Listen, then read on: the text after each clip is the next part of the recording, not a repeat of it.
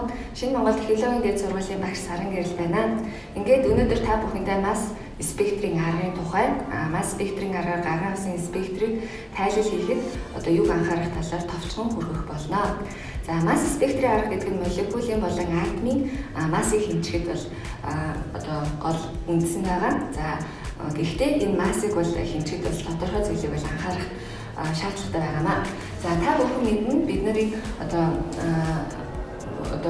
хамгийн сайн мэддэг элементүүд маань бүгдээрээ бол байгаль дээр бол янз бүрийн изотопоор одоо оршин байдаг. Энэ изотопуудынх нь бол байгаль дээрх тархалтууд нь бас одоо янз бүр байдаг. За тухайлбал ус төрөгчийн хувьд бол ус төрөгч нь 1, 2 буюу протон, дейтрий гэсэн одоо изотопуудтай байгаль дээр байдаг. За энэхүү изотопуудынх нь массуудыг нь мөнгөс төрөгчийн одоо 12 гэсэн изотоптай одоо харьцуулсан массуудыг үзэхэд бол ийм массуудтай байдаг.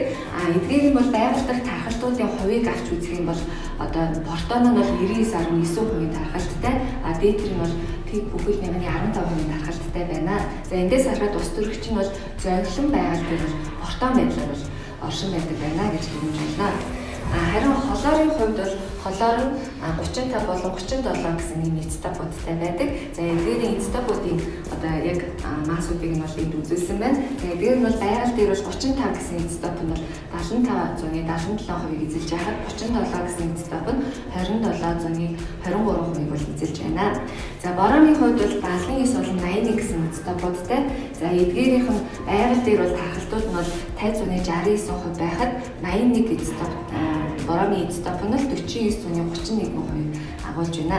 За эндээс бид нар бол атомын дундаж массыг бол олдог. Атомын дундаж массыг олохдоо за энэ изотопуудынх нь массуудыг нь тэрний байгаль дахь тархалтын хуваар буюу одоо дойлоор нь үржүүлээд за хооронд нь бүгд нэмдэг байгаа. Ингээд бол боромын одоо дундаж масс нь бол 79.96 буюу одоо ойролцоогоо 80 гэж бид нар авч үздэг. За гэтэл масс спектрийн арга нь бол энэ атомын дундаж массыг бол олоход хэрэгэлдэггүй. Яг зөвхөн одоо яг энэ жинхэнэ массыг бол хэмждэг. За тийм учраас бид нар бол масс спектрийн арга дээр за жишээлбэл бид нар дан боромыг хэмжлээ гэж бодоход за бором нь бол 79 болон 81 гэсэн одоо масс дээр бол одоо эрчимтэй пигүүдийг үзүүлдэг. За яагаад вэ гэвэл боромын 79 болон 81 одоо масстай изотопууд нь бол бараг одоо байгаль дээр ижил хэмжээтэй агуулгадж байгаа учраас бол ижил хэмжээтэй одоо шугамуудыг гаргадаг. За гэтэл бид нар бором 2-ын массыг бид нар масс спектрийн аргаар хэмжиж үзье гэж бодъё. За тэгхийн бол бид нар энэ дээр бол энэ 3 одоо ийм эрчимтэй бол одоо пикийг ажиглах болно. За энэ дээр бол энэ боромын 2 одоо атомын хоёулаа бором 79 гэсэн изотоп байгаа тохиолдолд 158 дээр бол эрчимтэй пик бий болно. Харин 2 боромын атомын нэг нь 79 изотоп, нэг нь 81 изотоп байгаа тохиолдолд 160 гэсэн одоо пикийг бид нар одоо ажиглах болно. Харин боромын 2 атом хоёулаа 81 гэсэн изотоп байгаа тохиолдолд 162 гэсэн энэ эрчимтэй пикийг бид нар ажиглана. За ийм учраас масс спектрийн арга нь бидний одоо тооцоодоо хэрэгэлдэг тэр дундаж одоо атомын массыг ашигладаггүй. Харин тухайн атомын яг жинхэнэ изотопын массаар нь бол одоо хэмжилтийг бол явуулдаг. За юуныг ашиглаад бид нар бол зарим нэг одоо тухайн молекулынх нь одоо дотор байгаа мөнгөс төрөгч, ус төрөгч, одоо хүчил төрөгч зэрэг элементүүдийн агуулгыг тодорхойлох боломжтой байдаг. За жишээлбэл C3H8O гэсэн одоо энэ молекулын хувьд энэ одоо молекул масс нь бид нэр одоо ердөө тооцоо хийхэд бол 60.1 гэж бол гаргана. Харин C2H4O гэсэн энэ молекулын хувьд бол бас тооцоо хийгээд үзэхэд ижилхэн 60.1 гэж гарна. Гэтэл энэ дээр бид нар масс спектрийн аргаар одоо энэ хоёр нийтлийг тодорхойлох юм бол за эдгээрийн одоо массууд нь бол өөр өөр бага зэрэг одоо ялгаатай харагдана. За C3H8O гэсэн нийтлийн хувьд за энэний одоо энэ молекулын яг одоо жинхэнэ масс нь бол одоо 60 за 105 байхад C2H4O нэгний хувьд 60.2 гэсэн одоо ийм масс үзүүлнэ. За тэгэхээр бид нар энэ массуудыг ашиглаад одоо энэ нэгдэл байна, энэ нэгдэл байна гэдгийг нэгэн утгатаар тодорхойлж хэлэх боломжтой байна тийм аа. За масс спектрийн арга нь бол молекулуудыг бол одоо эхлээд заавал одоо иончилдаг. За иончлохдоо заавал их одоо энэ катион хэлбэрт оруулдаг. За катион хэлбэрт орсон молекул нь бол тэр молекулын массыг хэмжих дээр суурилсан байна. За та бүхэнд дурдсанчлан за масс спектрометрийн аргаар молекулын одоо массыг хэмжихдээ заавал тэр молекул нь бол нэмэгдсэн нэгтэй катион байх ёстой. За ингээд бол одоо электроныг молекулаас сугарч гарах үед одоо тухайн саармаг байсан молекул нь одоо нэг ширхэг одоо электронтой одоо нэг орбитал дээр нэг электронтой болоод нэг электроныг одоо өөрөөсөө алдсан учраас нэмэгдсэн нэгтэй юм одоо катион байдлыг үүсгэдэг. За энэ одоо молекул катион нь дараа нь одоо хэрвээ хэд их хэмжээний энергийг одоо энэ иончлогдох үедээ авах юм бол энэ нь бол одоо чичирхийлэх одоо энергиудыг бий болгоод үүнээсээ бол балж бол тэр молекулууд нь фрагмент буюу өөрийн одоо энэ жижиг хэсгүүдэд бол дотор бол хуваагддаг. За энэ фрагментууд дээр хуваагдахад бол хэд хэдэн арга замууд байна. За энэ катион молекул нь бол фрагмент болоод хуваагдахтаа одоо хоёр фрагмент нь бол нэг нь бол одоо цэник нэмэгдсэн цэнэгтэй хагаад нөгөөх нь одоо хослоогүй сондгой электронтой вертикал болж одоо хуваагдах боломжтой. Харин молекул катион нь фрагмент болж хуваагдахтаа нэг фрагмент нь одоо катион бөгөөд дээрээс нь бол вертикал хэлбэртэй байж болоход мөн одоо нөгөө фрагмент нь саармаг одоо молекул байх боломжтой. Тэгээд сармаг молекулууд нь ихэвчлэн бага молекул мастай ус гэх мэтчлэн одоо нийлүүд байж болдог. За түүнчлэн бол молекул катион маань вертикал биш дан катион хэлбэртэй байж болно. За янзлагдах яцтай катионууд бол өсөх боломжтой. За энэ катионууд нь фрагмент болж хуваагдах юм бол одоо хоёр фрагментийн нэг нь бол одоо катион нөгөөх нь сармаг молекул болж хуваагдах боломжтой байна. За ийхүү одоо катион молекулууд маань фрагмент болж салахтаа дундуураа ингэж хуваагдахтаа тодорхой дүрмийг дагаж бол хуваагдах ёстой. За энэхүү дүрм нь бол та бүхний сайн мэддэг Марковникийн дүрмтэй бол ижил төстэй байдаг. За энийг ямар дүрм бэ гэвэл одоо үүсэж байгаа карбокатион нь хамгийн тогтвортой байх юм бол за тэр тогтвортой байх карбокатион үүсэх чиглэлээр бол хуваагдана гэсэн үг байна.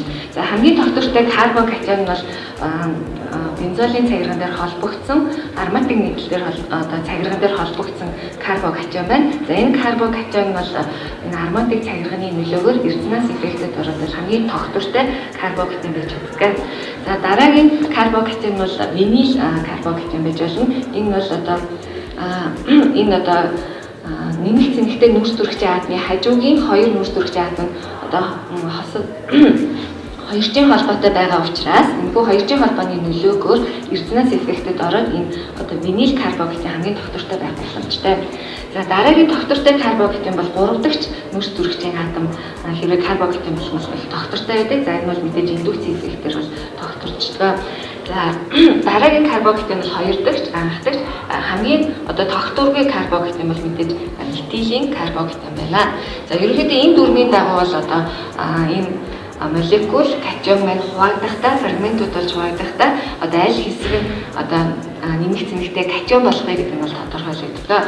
За энэ дүрмийг бол ерөнхийдөө энэ 3 одоо молекул дээр авч үзсэн байна. За эхний молекул бол шугам одоо бүтэцтэй алкан байна. За энэ алканы хувьд фрагментод орох юм бол за мэдээж хэрэг хамгийн захаасаа эхлээд бол энэ холбоонууд нь одоо тасарна гэсэн үг. За ингэж тасрах үед бол энэ дээр бол анхдагч карбокатион үүсэж байгаа учраас ерөнхийдөө шугам бүтэцтэй одоо алканууд нь ингэж фрагментэд орохдоо бол нэлийн одоо хойрог, нэлийн бат бөх ийм одоо молекул катионууд байдаг. За тэгвэл салбарсан бүтэцтэй алкануудын хувьд энэ фрагментэд ороход бол мэдээж хэрэг одоо хамгийн тогтвортой карбокатион үүсэх байдлаар бол фрагментлж одоо сална. Гэхдээ бол энэ тохиолдолд хоёр дахь одоо нүүрс төрөгчийн атом дээр одоо катион үүсгэхээр одоо салах нь хамгийн тохиромжтой байна. За сүүлийн энэ молекулын тухайд бол за энэ винилийн карбокатион үүсгэх юм бол хамгийн тохиромжтой байхаар одоо фрагмент болж хуваагдана. Тийм учраас за хамгийн одоо энэ төгсгөлийн метил групп одоо салаар за тэгээд энэ үүсэж байгаа энэ винилийн карбокатион нь бол резонанс эффектэд оролцож бол одоо онцгой тогтвортой байдаг учраас бол энэ молекул нь ингэж фрагмент болж хуваагдахтаа маш одоо дуртай ерөнхийдөө ингэж фрагмент болж хуваагдах одоо хандлагатай байдаг.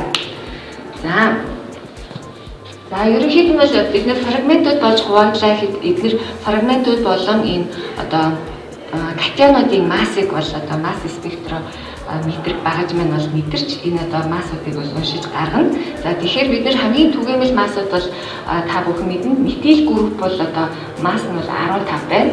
Харин метилийн групп бол 14 байна. За хэрвээ тодорхой тохиолдолд одоо спирт байлаа гэхэд тэндээс гидроксил бүлгийн салсан тохиолдолд бол гидроксил бүлгийн масс нь бол 17 байдаг. За энэ бүхнийг бол одоо та бүхэн сайн мэдэх байх. За энэ дээр бол хэд хэдэн жишээг бол авч тайлбарласан байна. За тухайлбал за энэ изобутаны хувьд бол авч үзэх юм бол за энэ изобутан нь бол молекул масс нь бол 58 байна. За тэгэх юм бол энэ одоо масс спектрум одоо спектр дээр одоо авч үзэх юм бол хамгийн төгсгөлийн шугам нь бол энэ одоо молекул массыг нь бол заадаг. За тэгэхээр энэ бол 58 гэсэн одоо молекул масстай нэгдэл байна гэж бид нэр эндээс бол хараад шууд хэлж болно.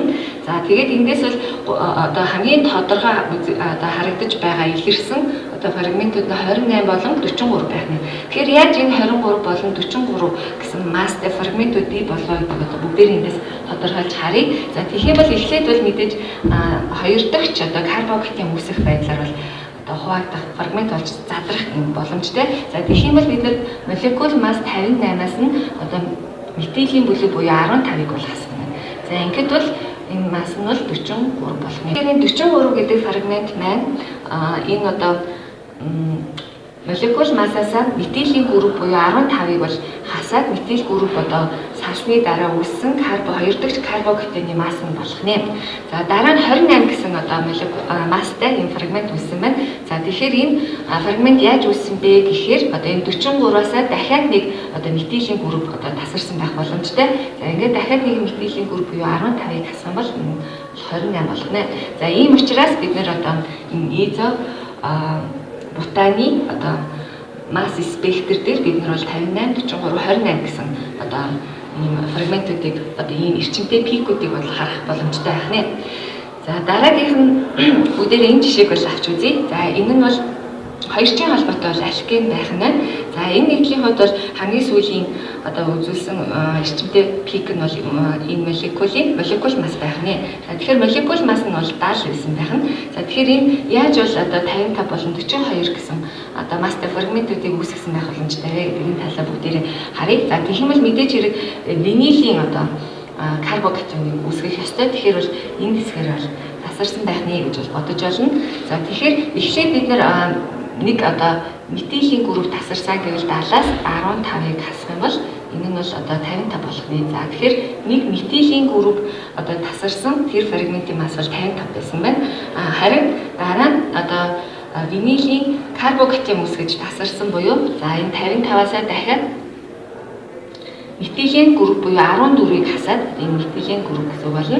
За тэгэх юм бол энэ нь болохоор 41 болох нэ. За тэгэхээр энэ 41 гэсэн одоо масстай фрагментыг бол бий болгох боломжтой байна. За дараагийн жишээ бол биднэрт бол этилийн спирт байх нь. За спиртүүд ерөнхийдөө яаж салах вэ гэхээр энэ дэр бол нэг гол дүрэн байдаг. Энэ нь болохоор гетеро одоо атом агуулгагдсан тохиолдолд хажуугийнх нь нүүрс дүрэгчийг бол бид нар альфа нүүрс дүрэгч гэж хэлдэг. Энэ альфа нүүрс дүрэгчийн хоёр хажуу талаар бол салах хамгийн боломжтой байдаг. За үн түнчлэн одоо энэ хүчил дүрэгчийн хажуугийн одоо ус дүрэгч бол мөн салах боломжтой. Түнчлэн бас одоо усны молекул буюу 18-ыг бол салах боломжтой байдаг. За бид нар молекул массыг бол 46-ыг мэднэ. Хамгийн төгсгөлийн одоо пик бол молекул массыг бол заасан байна. За тэгэхээр 46-аас нэгийг хасаад бол 45 буюу энэ нь бол нэг ус төрөгч бол протон одоо салсан. За энэ одоо фрагмент юм. За дараагийн жишээ бол этилийн спирт байна. За этилийн спиртийн бол молекул масс нь бол 46 байна. За энэ 46 гэдгийг бол бид нэр этилийн спиртийн масс спектрийн хамгийн сүүлийн пикнээс бол харж байна. За эндээс бол хамгийн сүүлийн пик нь 46 буюу молекул массыг бол зааж байна. За дараагийн пик нь бол 45 гэсэн бол пик байх нь. За энэ 45 гэсэн пик нь бол этилийн спиртийн молекулаас нэг ширхэг ус төрөгчийн атом одоо салж фрагмент болоод салаад үлдсэн одоо фрагментийнх нь молекул масс нь 45 байх нэ. За дараагийн масс нь бол 29 байх нь. За энэ 29 гэдэг масс одоо яаж гарсан бэ гэдэг бүгдээрээ авч үзье. За тэгэх юм бол 46 гэдэг молекул массасаа бид нар за OH буюу гидроксил группийн масс нь бол 17 байдаг. За тэгэхээр 46-аас 17-г хасах юм бол Энэ нь бол 29 болох нэ. За тэгэхээр энэ нь бол одоо гидроксил бүлэг салсны дараа үлдсэн тэр фрагментийн масс болох нэ. За 28 гэдэг нь бол 46-аас усны молекул салах буюу 18-ыг хасах үед бол 28-ыг үүсэх нэ. За энэ үед бол 28 гэсэн ийм фрагмент бий болсон байх нэ. За түүнчлэн дараагийн удаад бол 17 гэсэн одоо фрагмент ахын. За энэ нь бол одоо 17 гэдэг нь гидроксил бүлгийг бол одоо зааж илэрхийлсэн байх нэ. За ингээд анхаарал тавьсан та бүхэнд баярлалаа.